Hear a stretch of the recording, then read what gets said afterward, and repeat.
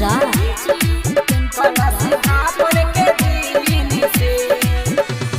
नीम चौक चौसीमा Vaishali.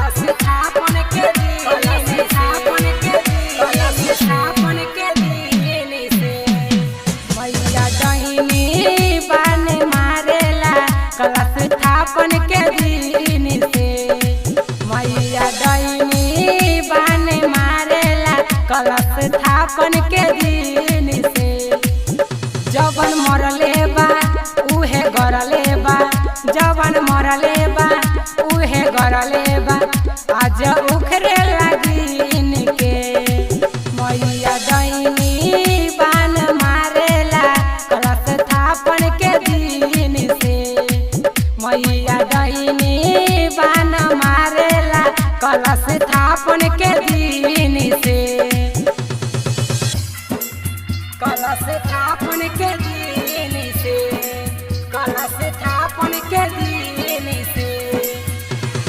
DJ Kanchan Raj कलश स्थापन के दिन से। नीम चौक चौसीमा वैशाली। के दिन से। इतना ले बारी के तना के जन्मा हो, जन्मा हो, जन्मा हो। माई रखल करिए कनी पधियनमा हो, धियनमा हो, धियनमा हो। इतना ले बारी के तना के जन्मा हो।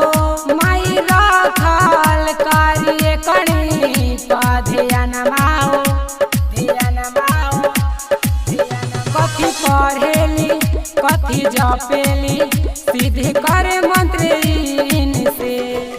मैया डहिनी बान मारेला कलश स्थापन के दिन से। मैया डहिनी बान मारेला कलश स्थापन के दिन से।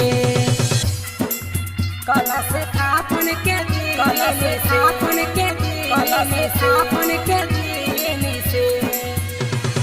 डीजे कंचन राज कलश स्थापन के दिन से। नीम चौक चौसीमा वैशाली। के दिन से।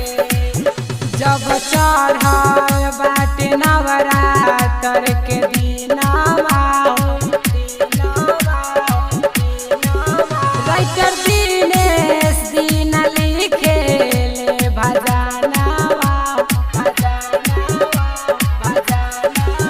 जब चढ़ल बाटे नवरात्र के दिनवा राइटर दिनेश दिन लिखेले भजनवा हो, भजनवा हो। धीरज धमाका हो डोल पाका हो अमोद लरेल जीन से।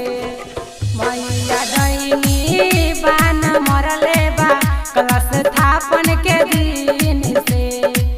मैया डहिनी बान मरले बा कलश स्थापन के दिन